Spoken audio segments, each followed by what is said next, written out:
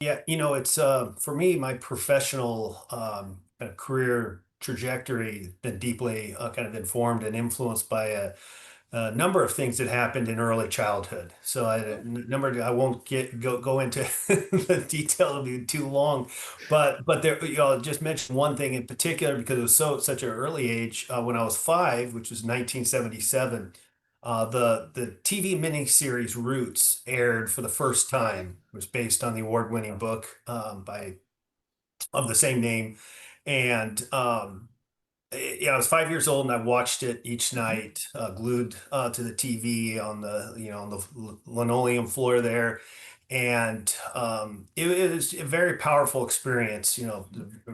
Quite young age to see the really quite graphic display of slavery and really crimes against humanity in many respects that were practiced here in the United States and deeply informed our country's history and development and of course things that came after slavery in terms of Jim Crow segregation and all of this is traced in that week long miniseries.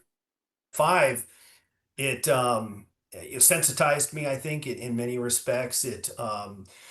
I think, really generated a lot of questions and a need for me to try and understand, these things, how they happened and how they were continuing to influence our society. And so at a pretty young age, I started having questions about things like hatred and where it comes from and violence and political violence and things of that nature. And so those, Mhm. a number of other things happened in childhood and adolescence that continued to kind of inform those questions that I had and wanting to understand. And then so when I started graduate school in 1996, it was shortly after the Oklahoma City bombing.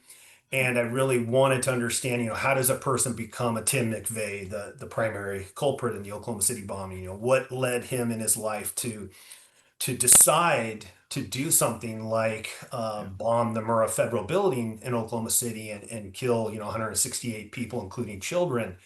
And how did he get to that point in his Yeah. life? And so I decided to start seeing if I could contact members of groups that were similar to what McVeigh had been involved with in terms of anti-government militia type groups and white supremacist groups, and see if they would allow me to essentially study them and try and learn, from their lives and how they became involved in these types of movements and so forth. And so I started doing that, and that's continued now 25 years later, still working on these issues.